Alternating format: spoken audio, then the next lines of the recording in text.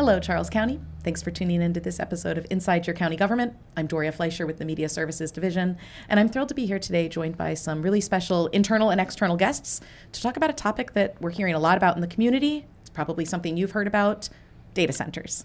We brought in some great subject matter experts to talk about what data centers are in Charles County and how we're talking about them locally, but also regionally and even nationally. So I appreciate you tuning in and hope that through this episode, you'll get some great information and walk out of here with a little more information about what data centers are, what data centers aren't, and how you can be involved in the process of knowing when they come to a community, what that might look like.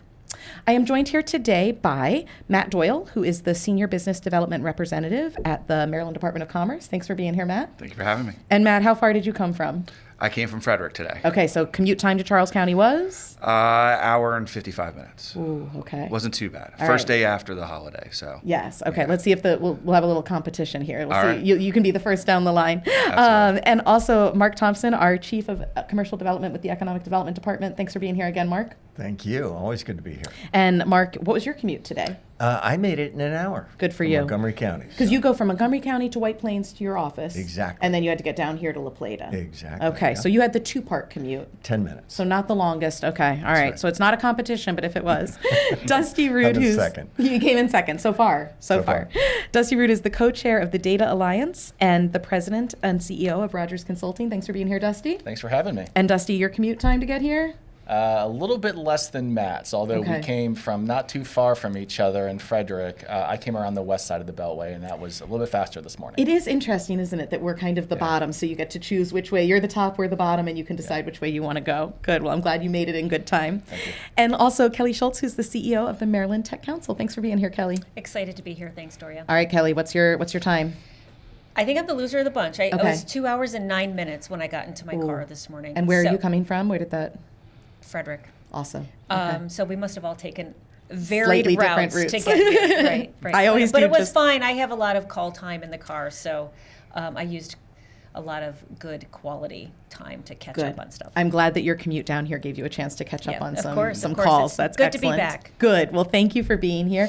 I'd love to start by each of you telling us a little bit about who you are in the world and what work you do. We'll get into the data center stuff later, but what should people know about you? And I'll reverse the line this time. So, Kelly, tell us a little bit about who you are and your background professionally, please. Of course. Well, I mean, obviously you stated I'm the CEO of the Maryland Tech Council, and I come upon this job, been here for about 3 years, a little over 3 years. Prior to that, I was at the Department of Commerce. I served as Secretary of Commerce and Secretary of Labor. And then once leaving the administration, this was a wonderful opportunity to really continue the mission of enhancing businesses and economic growth and community growth in Maryland. So our mission at the Tech Council is honestly to be able to create the best ecosystems in the country for businesses that are within life science, biotech, and technology in general, to be able to create those ecosystems and strong policies and paths to move forward. I think it's so interesting your use of the word ecosystem, which is something I always think about more like a Yeah. natural life. But for you, it's making sure that businesses can thrive together. It really Yeah. is. And that networking is a big part of it. Advocacy is a big part of it. Just knowing, being able to supply assets and resources. And I do a lot of work with all these people on the panel and those out in the community and what we can continue to do to create great jobs and create revenues and economic growth and innovation within our tech ecosystem. That's awesome. Yeah. Think you for sharing. Of course. All right, Dusty, tell us a little bit about who you are and what you do professionally. Yeah, sure, thanks. So I am a lifelong Marylander. Professionally am a professional land use planner. Over the course of my career, I have served in many roles in that capacity. For the last 10 years, I've been president and CEO of Rogers Consulting. We're a Maryland-based design, consulting, and planning firm. And it's interesting kind of sitting here as I sit next to Kelly and her representation and work with industry, next to you and Mark in terms of your work with communities.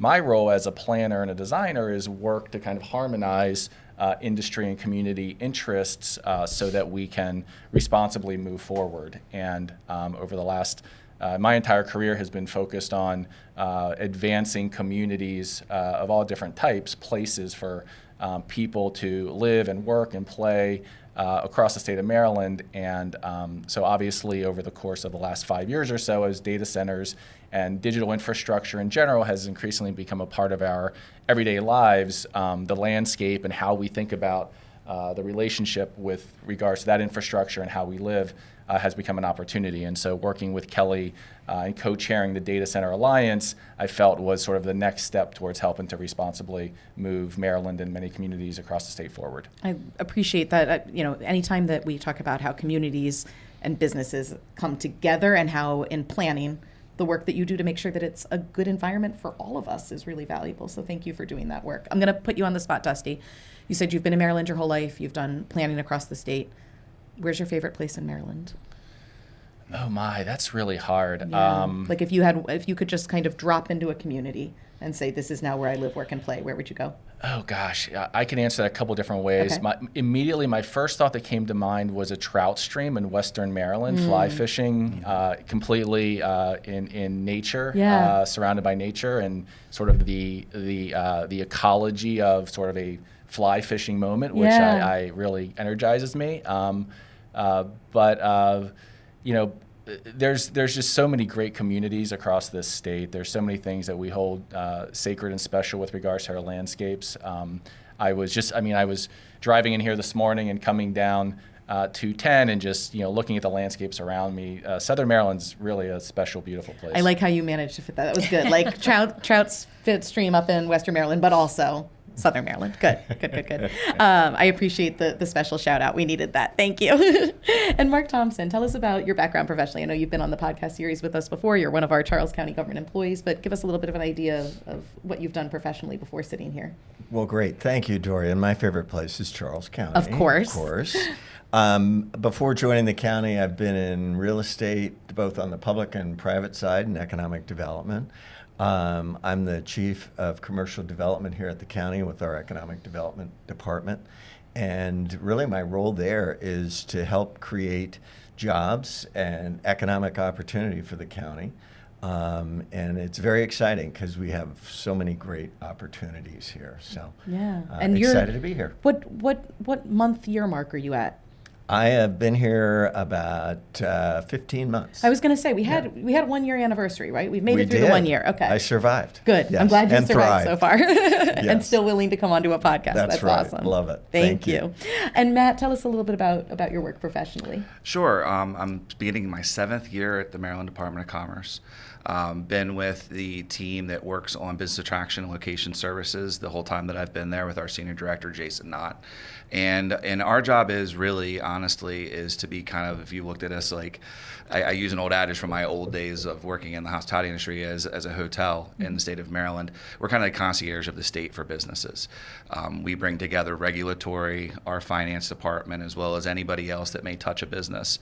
And when they're making those decisions, so when we're working with large corporations or a data center type of investment, we quantify those as a major project, and then we put together the package to hopefully help them make a decision to choose Maryland.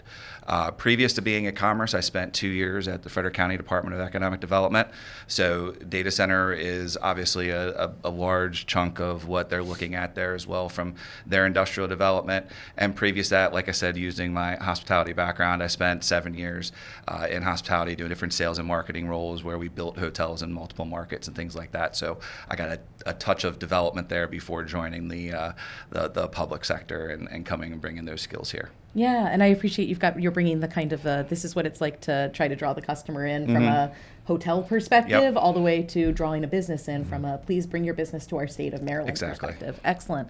Well, I so appreciate you all being here and the diversity and expertise that you bring. And we're here today to talk about data centers because data centers is a word that we're hearing in Charles County a lot. And Mark, I'm going to ask you to start talking about why that conversation is happening locally. But I was laughing as we were preparing for this. I assume that you guys in your work in data centers, you are the people that when you go to an event, a party, a dinner at this point, everybody is picking your brain about data centers. Is that an accurate that you can't get through a day without somebody being like, now let me ask you a question about this? Is that accurate? You know what? That is. However, that's also good for business. Okay, so you don't mind talking about it. And people know that they can come and they can talk to us about that issue specifically, and we're obviously happy. Excellent. Well, I'm glad to hear that. It's not like being a doctor where every time you go somewhere, somebody's like, oh, could you just check this rash that I have, or I have this cough that won't go away. However, if it's at the end of a very long data center week, You're you done. want to talk maybe, about Snoopy. Or Yes, something anything else. but Yeah, data centers. That's right. All right. Well, Kelly, if you can talk about data centers for just a little bit longer today. I know it's a Tuesday. I but got it, Just I a got little it. bit longer today. So typically when we do these podcasts for our community, we're talking very specifically about Charles County. What we've done today is a little bit different. We're talking a little bit about Charles County, but then mostly about the state and regional and national level. So Mark, tell us first, please, about why Charles County is having a conversation about data centers and why you wanted to bring these great folks in to talk about it. So where are we with data centers in Charles County specifically? Sure. No, that's a great question to set the context, because I think data centers offer the county a great opportunity. However, there's a lot of issues related to development of data centers, and we've been looking at the issue for over 2 years now. We've really studied it.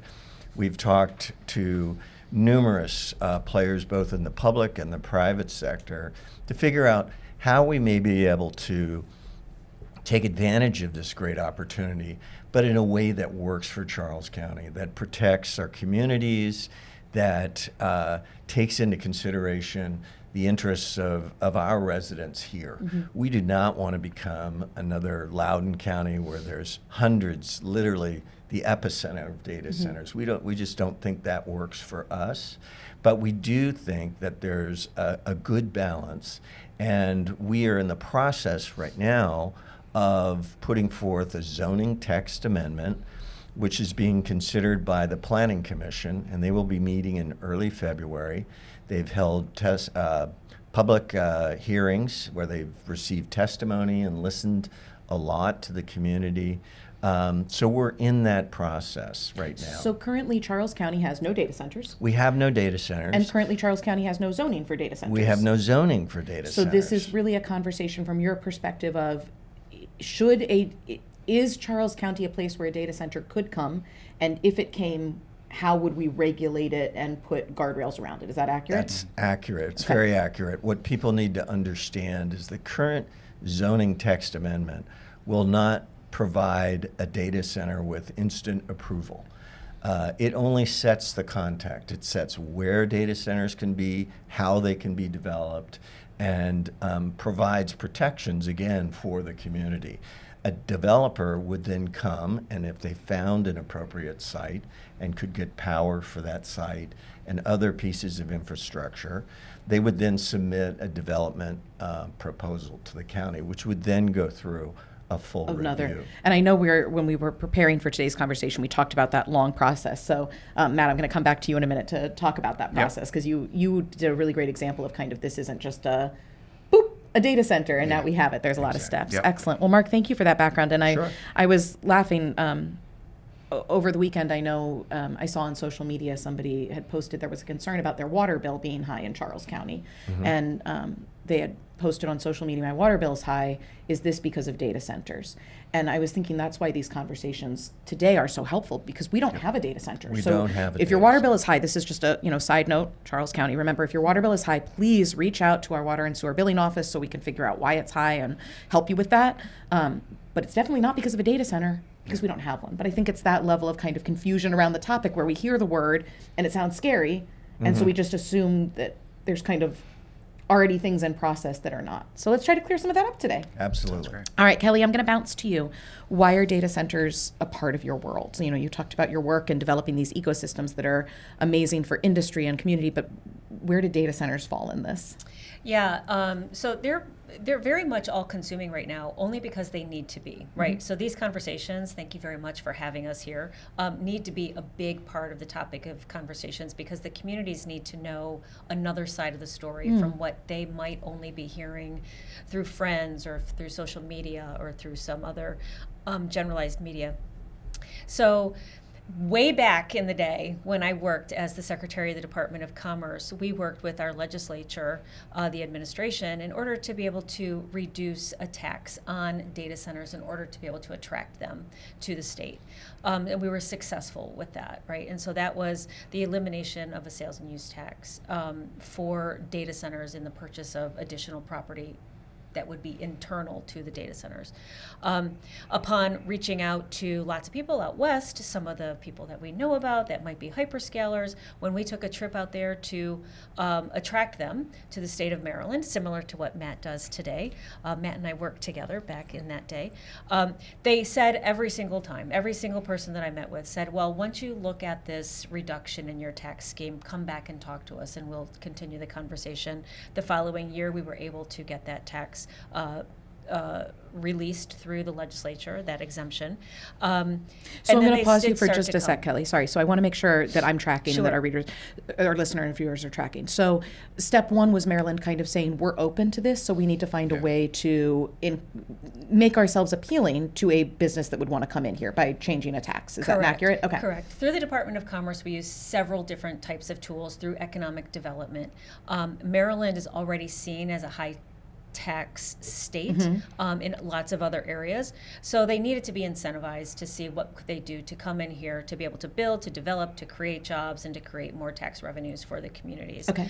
So they did that. So upon leaving my office a year or so, a year and a half after that, when I got to the Maryland Tech Council, it seemed like a natural progression for the Maryland Tech Council, which is all about innovation and growth and technology, to really kind of take on this part of this industry sector and to be able to help support it. And the first step in that was, it's probably shocking to your viewers here to say, well, how come there's three people from Frederick County who are here talking in Charles County? We're all coming from the same area. And that's because Frederick County really was the first in the state of the larger projects that were going to happen, right? So there became this project that was happening in Frederick County, and I got involved with that. The county executive had asked me as an industry representative to sit on a work group to talk about what it could look like to kind of advance that opportunity for that specific project in Frederick County, which is how we all came to be here. And so it just progressed at the Maryland Tech Council level to the point where we were becoming so involved, both with advocacy at the state level and at the county level, that around this time last year, group of industry partners came and said, we really need to speak in one voice. We need to have an organizational structure so that we can advocate. The stronger our numbers are, the stronger our voice will be.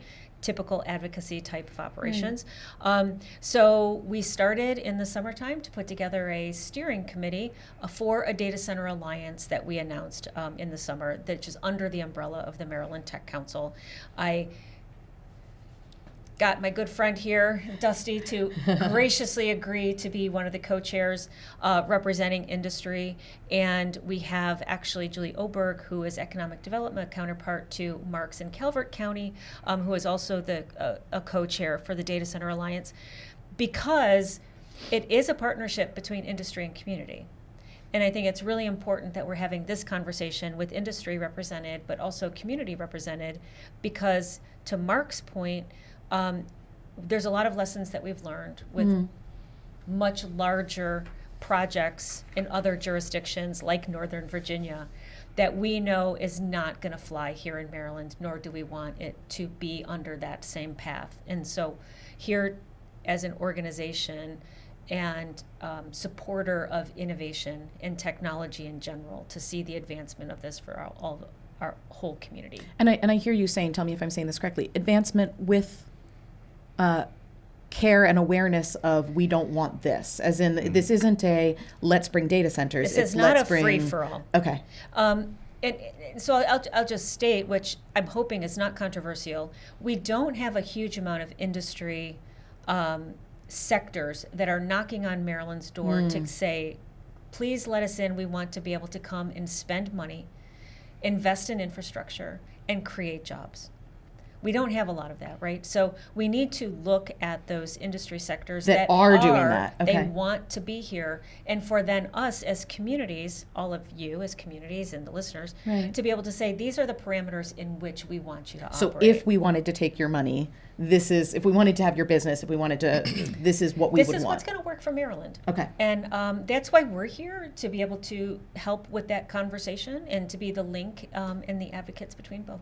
Awesome. Thank you. Of course. Dusty, other than a ditto, what do you bring? Like, why is data centers a part of your everyday life at this point? I would assume. Like, is there a day that goes by that you're not talking about data centers? It's been a while, Okay. including every day during the holidays as well. Oh, recently, yep. So. Even if you're out there fly fishing, the trout are popping it's a up. Like, thing. now about this data center thing. I'll grab on, but first, tell me about this data center. Yeah. So, talk to me about your role and work in data centers right now. Yeah, I kind of step back and think about kind of, as a society, how we've grown and how we've advanced over the last 100 years. And you think about, innovations over the course of a century or more, and you think about canals, and you think about railroads, and you think about the car and the transportation system and the interstate network, and really what's happened over the course of the last 20 years is this digital economy has really continued to grow with the internet, the iPhone, the production of data, bits of data that are increasingly more and more a part of our lives, and there have been these sort of inflection point moments, particularly over the last 20 years with regards to data. And so, when you think about, what can the future look like, right? Where, how do you leverage investments in sort of how, markets and communities and people relate to data? Data centers really become, this critical part, this critical digital infrastructure that's a part of our lives in the future.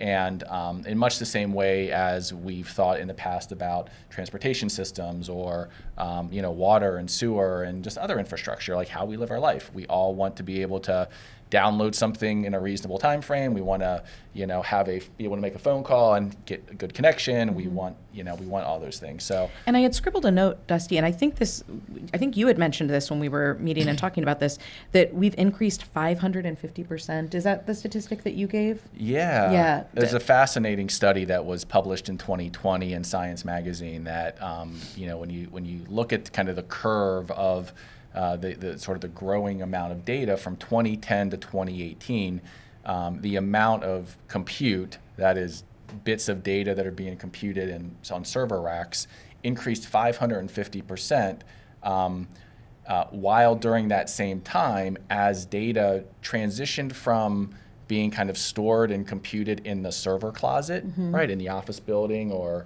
at home on our PCs, as it transitioned from that to the cloud, which is what data centers are. Data centers are the cloud.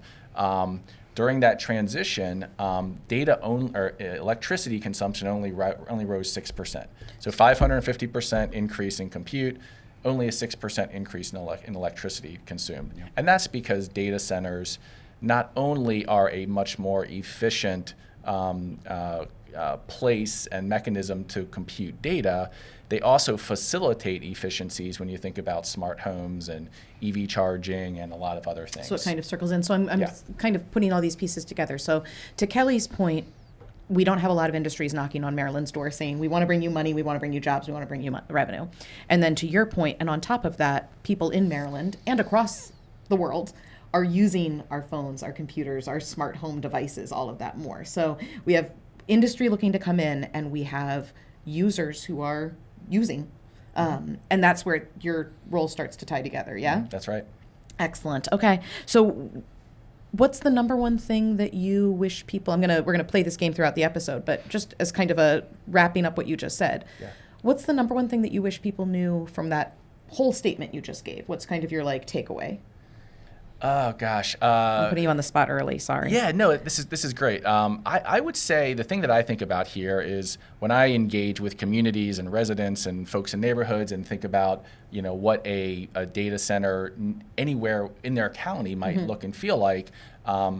Their kind of base reference tends to be Northern Virginia. Examples of data centers in Northern Virginia. I've seen this, I've heard about this, this is what I knew. Okay. That's right. And they tend to be, really, horror stories. Folks who live really, really close to data centers that, someone has to someone just has to sleep in their basement because of the noise or something like that. And so that is the perception that a lot of folks immediately have. And so the thing that that the gap that we need to, kind of come together on is, data centers that are being planned right now are not your grandparents' data centers of a generation ago.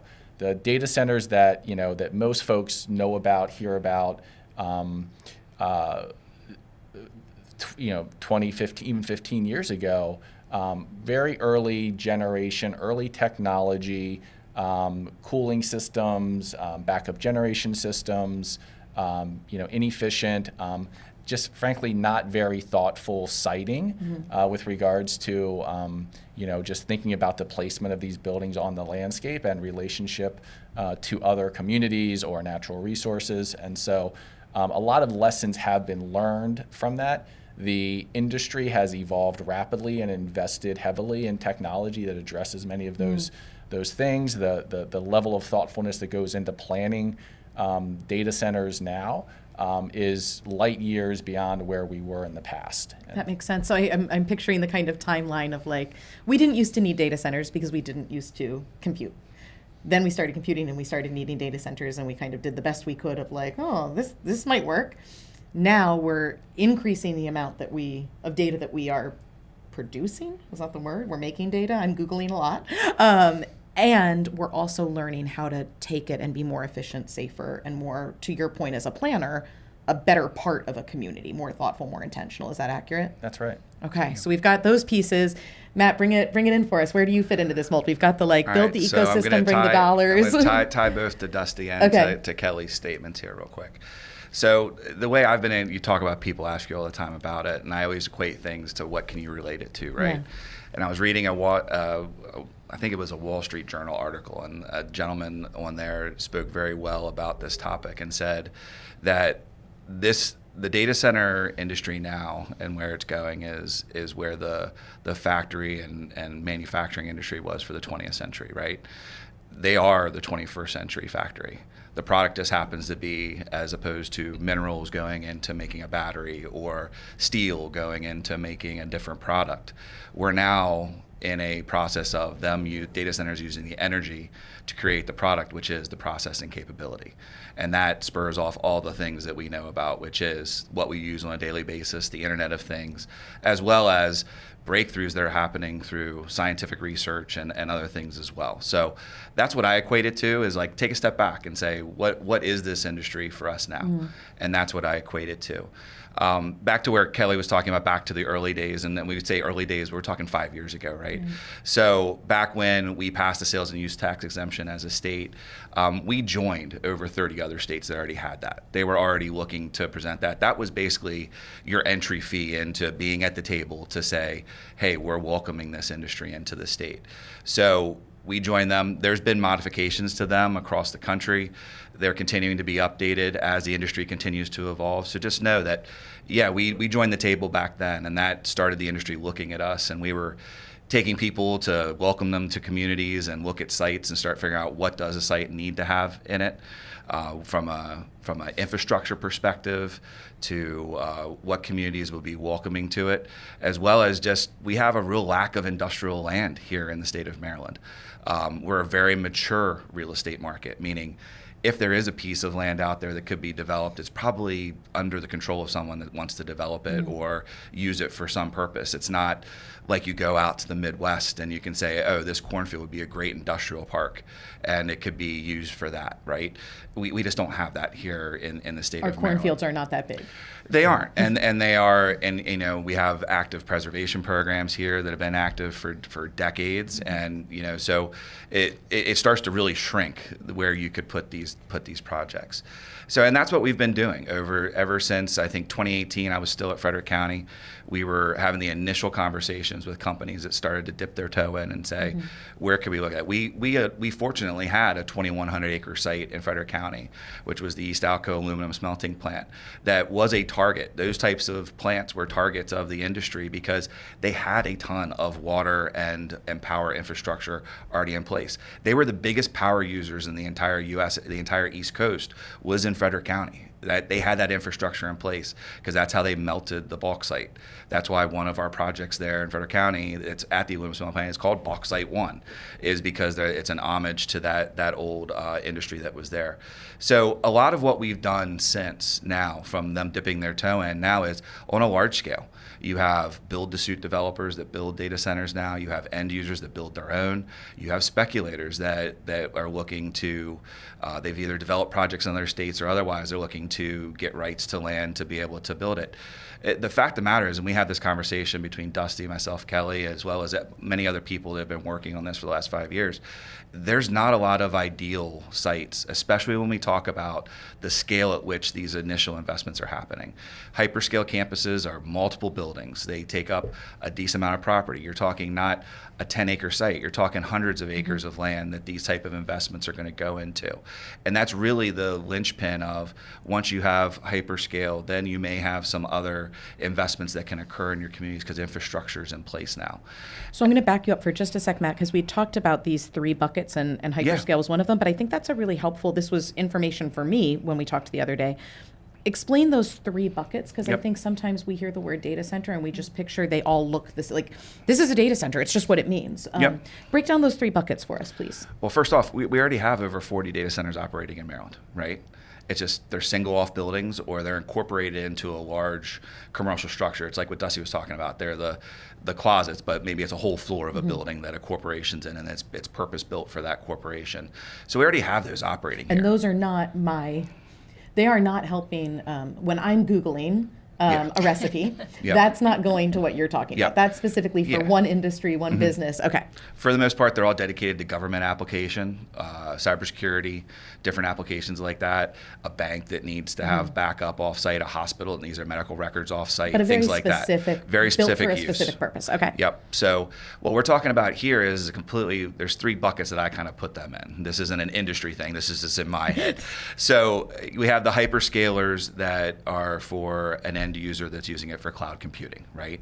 So it could be for cloud computing or direct applications, the applications of the world, the different games and stuff that you have on your phone, whatever it is.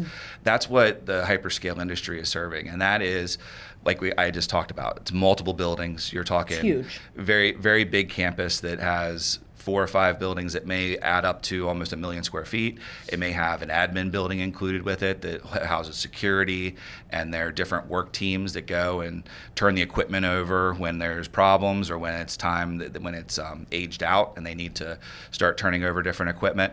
So that's one bucket, right?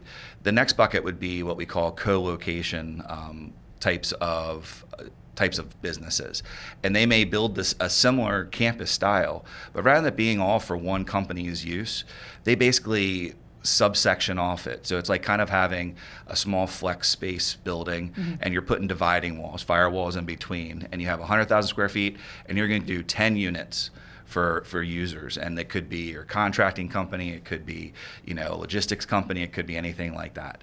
It's the same thing they do in co-located buildings. That's a very oversimplification of it. But there's one big building, and inside I might have my doctor's office, I might have my dentist office, I might have my real estate agent, but in one space. Okay. Yeah, and those users can be anything from a university doing research to an app that needs to run on a national scale and it needs redundancy all over the country to operate properly. Any of those number of things. And typically the staffing of that looks a little bit different. It has common core staff that takes care of the building itself, and then each of those businesses will have staffing there that are required for their equipment or different things that they're doing. So it's a little bit different in the way that they staff it. And then the last one would be is you start leaning into, and this is an industry term, into edge, which is going to be your what we already have here in the state, your single off buildings that have a particular purpose that are attached to something, whether it's military, government, or a hospital or whatever it is. We have one in Washington County that's tied directly to a banking industry user, and that's what that entire building is used for, is for their back end of their office. So you have those 3 buckets, but really what we're talking about right now and what are hitting the headlines right now are those hyperscale investments. The big ones. The large ones, that are going to come in and take those larger swaths of land. And like we had just talked about, where the culmination of having the correct amount of actual infrastructure from power, water, and having the land and having it be on the guardrails where it's not close to residential, where there is sound buffering, there's other things like that. To hit that bullseye, there's only a certain number of communities that are going to be able to take advantage of that. And that's what we've been doing a lot of over the last 5 years, is talking to communities, because they're all saying, how could we take an investment like this? What are the requirements? And we're educating from that standpoint. And then those communities are doing what Charles is doing, right? Yeah. They're going through the process. Every community in the entire state of Maryland did not have a data center use in their zoning ordinance Because there wasn't. as of 5 years ago. Right, we didn't need it. There There was no need. So now everybody at least has to pass that before they can, or they have to do a special exemption and process or something like that. So they all have to be educated on what that means. And this is the opportunity. And that's what we're educating everybody on, is this is the opportunity that you put the guardrails on. That's why what Dusty was talking about, that we don't want to be like Northern Virginia. Well, we never will be. That's 30 years of development sprawl, where we had the mothership of AOL, and then everything just started to sprawl off of it on every piece of property available. We're planning this very strategically, based upon infrastructure, based upon the communities that can accept this because of that infrastructure. And like I said, that bullseye, that sweet spot is only going to happen in certain parts of the state. Well, I think about that expression, do the best you can until you know better, and then do better. And it sounds like we were doing the best we could 20 years ago, and now we're doing better. Mark, I want to bounce to you for a minute. And in hearing Matt talk about that, where does Charles County, Matt's description where he just said of like, we're going out there and we're educating counties about this is what a data center would need if it came to your county. And the county's saying, okay, well, this is what I have. So kind of a game of like, I have, who has. Where was the Charles County conversation? What was Charles County saying I have about? What were the advantages to Charles County being a potential center for data center use? Well, that's a great question. I think Charles County offers a couple of things with respect to data centers that's attractive. One, we do have some land, some large properties that are particularly suited to this type of use.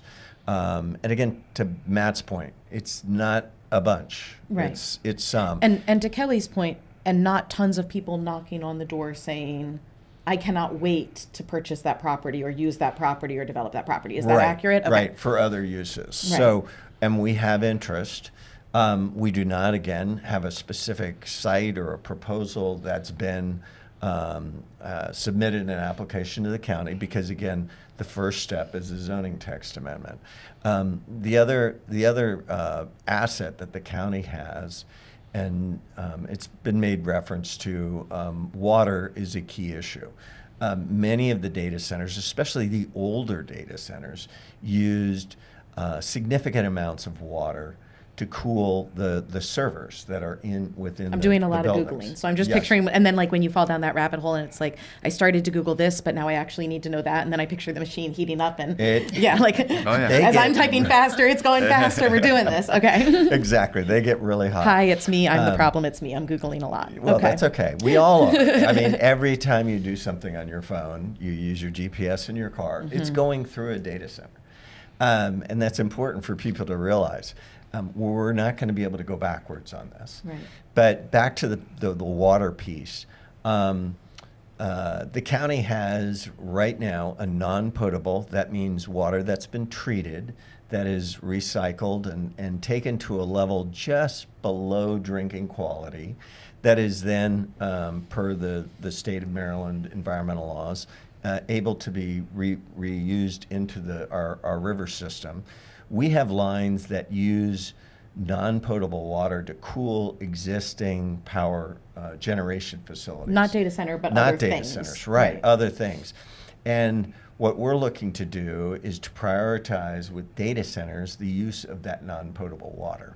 And the other issue with that, though, is we've been talking about the current data centers that are being built, many of them aren't even using water to cool. They're using air-cooled systems, or they're using what's called a closed-loop system. And so the water issue is one where I think we're being very careful with it, but we also know that the technology, and these are some of the most sophisticated technology companies out there, is growing along with the business to understand they need to take into consideration the environmental impacts, the community impacts. So the combination of those things, I think, has positioned Charles County well. So But- we've got a little bit of the experience of like, we learned what we don't want to do. Exactly. We've got a little bit of land. We've got some water that's already doing a purpose. So there's a couple pieces kind of playing in where it's not, this is the best ever idea, but I have who has kind of lines up, and this is a potential option. That's right. And I think the last thing is that Maryland as a state is proximity to the federal government and the needs of the federal government in terms of cybersecurity and defense and all of the functions, again, is a significant customer base.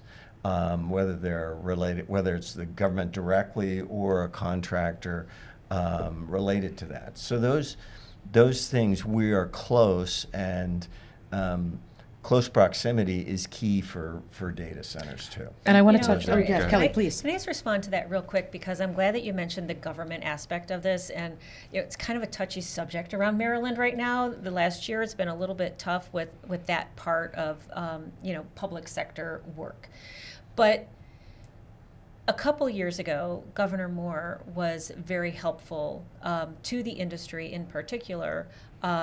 And I sat in Annapolis and I testified with him on a critical infrastructure piece, right? So to the point of acknowledging the amount of data that our government utilizes at the federal, state, and local levels, and then all of those industries of what you had mentioned, our healthcare industry, our banking industry, and everything in between, educational system, it's really important to understand that this is critical infrastructure. And so that piece of legislation that was passed just a few years ago is really helpful to kind of describe the overall situation in a world of valuable infrastructure that we cannot do without, similar to other critical infrastructure definitions. I think that's a really helpful piece to mention, that this is no longer a, do we think we should be... This is not a want. Right. This is a need. we need. And Yeah. and I had made a note from our conversation about, that we hear that myth of the AI bubble. And I think what I'm hearing you're saying is that this is not AI is going to,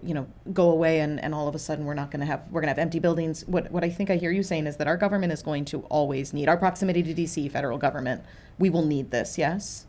100%. Okay. And so I think when some people, and we've heard a lot of public comment on this, Yeah. right?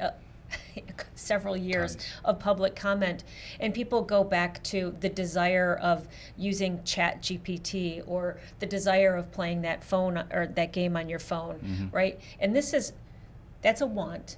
But it is all of the other critical needs that are out there within our society right now, and Dusty mentioned on it that we are not going backwards. We live in a digital world, and all of our personal identifying information is in multiple places, and we want to be able to make sure that we have the best of the best technologies, because we owe it to everyone in our society to have the best technology for military and government purposes, but also for our private lives as well. That makes sense. And I just want to jump off of that Yeah. as well, because I think it leads us into a good spot of, we were talking about our strategic location, correct? So, Ashburn, Virginia is kind of the epicenter of the internet, right? You have a magnitude of the amount of processing power that goes through that as a hub. When you look just across the river, there's Maryland, right?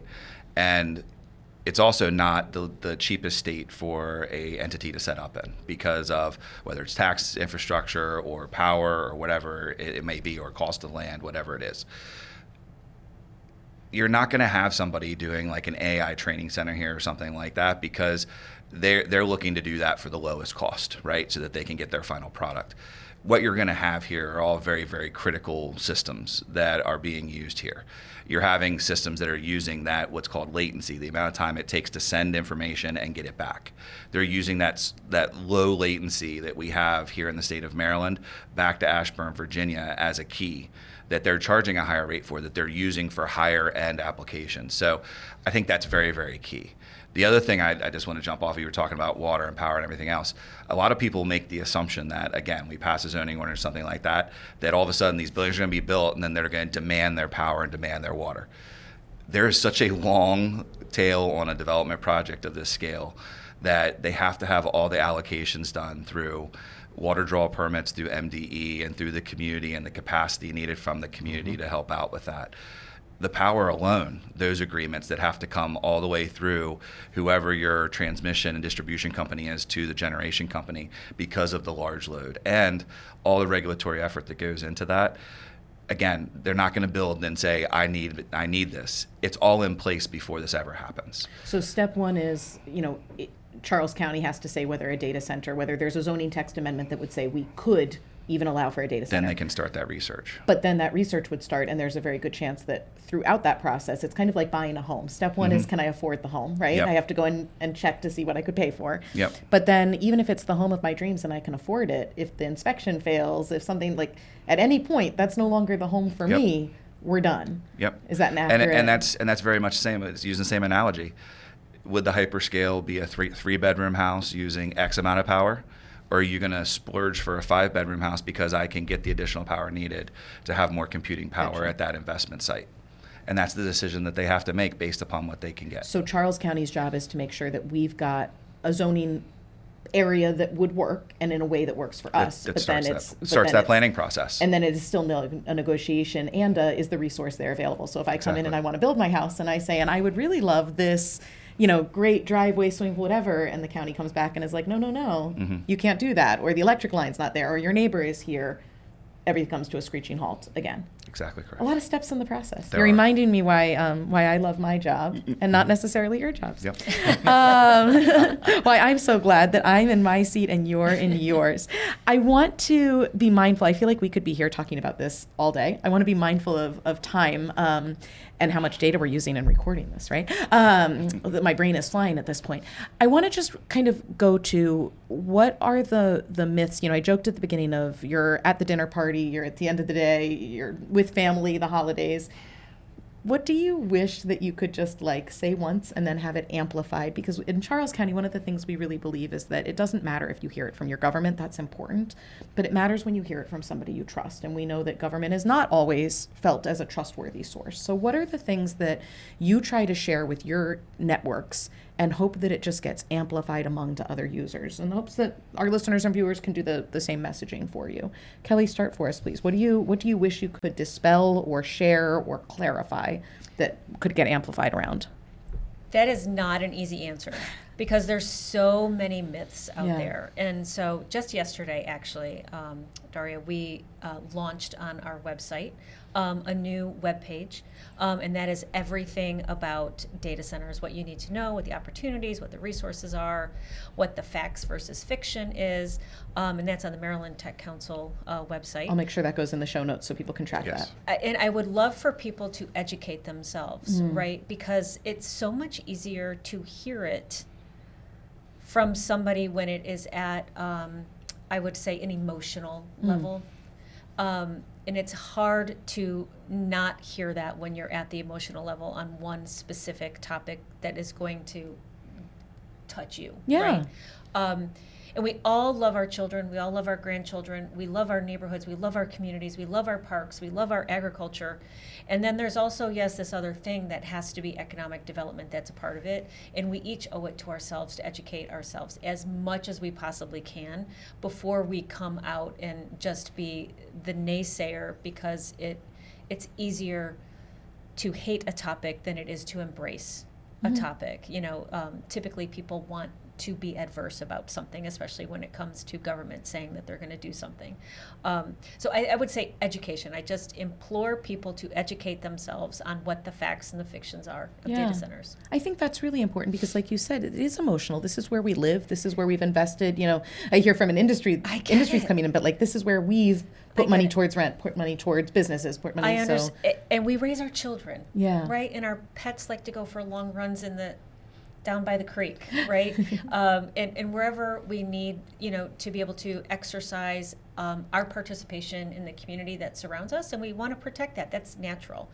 But there's most of that is not going to be touched by a data center coming into a community, especially when counties like Charles County are doing it in a way to be able to take all of that other stuff into consideration and plan for it to have the least amount of impact in a community as possible. So And I think that's important for people to know. Kind of taking away this boogeyman idea of a data center and instead really looking at what a data center is. Is that an accurate? That's very accurate. Yeah. And it doesn't mean you have to love it, You but don't- just you don't understanding have what to- it is. You don't have to love it, but understand that it's not going to have the impact on you that other people want to dig into your emotional capacity in order to get you to. And it sounds like in the past that other people have experienced that this is, we have learned to do We have learned a better. proper way better. Yeah. Yeah, better. Let's Awesome. do it better.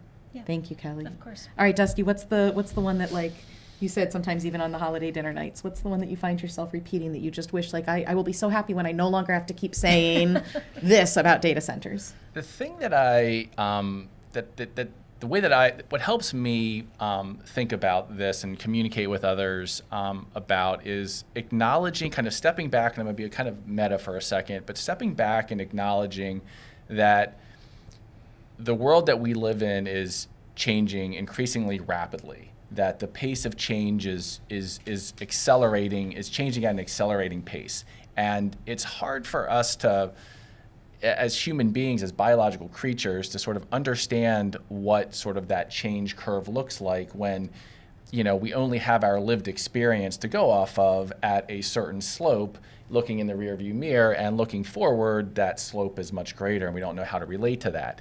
And that's scary. That's terrifying when we don't understand what that possibly could mean for us.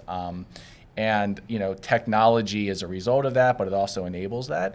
So I think for me, it's important to, and I advise my clients, I tell folks in industry that we need to be empathetic when we, go into communities because, the data center industry, like most industries, are in their own bubble. They operate in their own world. They talk to, the same type of people all the time. And so when you go into a community that is, especially if you're something new to that community, you need to really slow down and listen. So even though the pace of change is accelerating and data centers and critical digital infrastructure might be new things, Maryland's regulatory process, the laws and the frameworks at the state of Maryland, which have been in place for decades now, built around smart growth, built around protecting the Chesapeake Bay, protecting our rural landscapes and the things we care about, while managing economic development, creates a very, very robust process that anyone who's looking to do something different on the land has to go through if the zoning framework is there at the very beginning. And so, across the board, Maryland has a very strong regulatory framework. Many industries look at that very negatively. You have Why an they're industry. not knocking on our door, as to Kelly's point of we're not getting like, I really want to build in Maryland, is because we have strong regulations, yes? Because there are strong regulations here, because there's a strong sense of protecting local communities. And so that's, we're really kind of fine-tuning the system a little bit here when it comes to this new type of use and how it fits into the overall framework. So I would say the other part of this is, so as the industry, empathizes and seeks to listen, the community sort of has a responsibility to share candidly what is important to them, how they, relate to a certain piece of property. And that's very useful for someone like myself who's helping to, design a project and be responsive to the community. We need to understand what all those things are. And That that's two-way part of the engagement, process. I think, is so important. That yes, it's industry's job to engage with the community, but it's also community's job. And I think sometimes we are so focused on what I don't want instead of what I do want or what does matter, and kind of seeing it the other side. I appreciate you saying that, Dusty. And I think, I hear Kelly saying, get educated so that you can have a stance, but it's an educated stance. And then Dusty, I think I hear you saying, get educated so you can have a stance, tell us how you feel. And also, don't worry, there are other, even if you're not able to get educated at this point, and even if data centers isn't far on your mind, your state government, your local governments are doing things to protect you, even if you don't have the advocacy for it right now. Is that accurate? That's right. All right, so we've got kind of the personal things you can do, but also don't worry, somebody else. Maryland has not gone renegade and saying, like, everybody gets a data center. Mark, I'm going to skip you for a second because you and I have a whole conversation coming up later, I think, where we're going to talk more about the Charles County, what we've learned, and Sure. Getting some of those public comments in. But Matt, what's the number one thing that if you could just get our community to hear and think about and maybe then amplify? Yeah, I think two things, if you'll Okay, allow me. of course. First one being that we hear a lot of public comment about is the lack of jobs associated with data centers. I think it's something we have to continue to have a conversation about and really understand that even if you had, like you said, the old 20th century factory and look at per square foot how many employees were working at it, versus what we're going to see with data centers. Some of the estimates that we've already had from our initial end users that are coming into the state is every building they build is going to have 50 employees in it, 25 of their own that have that company's check coming to them every month, and 25 of support staff that are through contract labor. 50 jobs per building in any community is significant. When you start talking about a 4 or 6 building campus, you're now talking 200, 300 jobs. That's significant to me. That's a very significant investment. And then when you start doing the math as far as per megawatt of power, that it's $6 to $10 million per that of investment that happens, and you start talking in billions of dollars rather than millions of dollars of investment, these are the biggest investments that we've ever seen in the state. The $2 billion investment that we just announced within the last 2 months with AstraZeneca investing $2 billion in the state, one hyperscale campus is going to do that. And it's not nothing against AstraZeneca. It's just this is the industry that is spending that kind of money. So just dispelling that to understand that while it doesn't seem like a lot to you, that when you start to multiply it out based upon the investment across the entire state, it's going to be a significant industry that is, for the most part, already here and crossing the Potomac River to go and service Northern Virginia anyway, but it's going to continue to grow here in the state and actually bring some really highly skilled jobs to communities that maybe haven't seen these types of jobs before. The second one being is similar to what Dusty said. The demand isn't going away, and it's not just because of AI, it's because of everything that right now is happening in the 21st century. And as much as we can say we don't want it for one particular reason, that you're a water advocate and sustainability advocate, whatever it is. But you have to also remember, if you're on that linchpin of it's because of power usage and things like that, we're part of a 10-plus state grid. So no matter where these things are built in that 10-plus state grid, it's still going to be using capacity. It's still going to be using power from whatever power sources are powering the grid. We obviously here in the state are at an inflection point with our legislature this year where there's going to have to be a lot of very, very big thoughts and a lot of thoughts started and hopefully finished this year. And if not finished this year, over the next year of where are we going to produce more power here in the state as well. And that's ultimately where we have to get to not have that fear of increased power bills. Where we're at today is because of the power consumption that's already been happening over the last 10 years, not because of the power that's going to be consumed in the next 5. We're already using more. We're already using it, right? Yeah. So, and that's why the power bills are where they're at. So those two things are the biggest things for me. And just as a community member, be educated, be involved, but also be at the table when you do have a project coming. And advocate for it, understand what the guardrails are, advocate for the best guardrails you can get, but also be at the table for that community benefit conversation of here's the benefits that are coming to the community, be open to understanding what those benefits are and what they can be. Awesome. Whew, a lot of information, and I so appreciate you being willing to move around and get all of this out. Again, I feel like we could spend much more time, but in the spirit of today's episode, I think we're at a good breaking point where we've given people some things to think about individually, some things to think about on an engagement level. I appreciate you saying, come to the table, because we know that engagement is a two-way dialogue and we need our residents to be involved. So I so appreciate you all being here. Kelly Schultz, the CEO of the Maryland Tech Council, Dusty Rude, who is the co-chair of the Data Center Alliance and the president and CEO of Rogers Consulting, and Matt Doyle, who's the senior business development representative at the Maryland Department of Commerce, and of course our own Mark Thompson, chief of commercial development for Economic Development Department. And Mark, I know you didn't get a closing word, but you and I have, I think, some other engagement efforts coming up up to talk more about data centers specific to Charles County. Absolutely. So don't worry, we'll keep talking. We'll be back. Thank you all so much for being here today. I hope your drive home is easier than it was to get here. Absolutely. And some time to catch up on other things as well. It was perfect. Thank you, Doria. Thank you. Thanks. And thank you so much for tuning in, Charles County. We know you've given up part of your time to listen and watch this episode. We hope it was helpful. We would love to know what other questions and comments you have. And please, of course, if you want to go back and listen to other episodes of Inside Your County Government, you can find them on YouTube and wherever you get your podcasts. We also have our data center engagement project page on Stay Engaged Charles County. That's a great place to go, see the timeline of what's going on with our own zoning text amendment process specific to Charles County, give feedback, and learn more. I so appreciate you all tuning in. Thank you so much, Charles County. Take care, stay safe, and stay engaged. Thanks for listening. If you like this podcast and want to hear more, search Charles County Government on Apple Podcasts, Spotify, or wherever you get your podcast. And be sure to like and subscribe. We're also available on YouTube. Search Charles County Commissioners. And stay connected for all county news, information, and programs by visiting www.charlescountymd.gov/stay connected.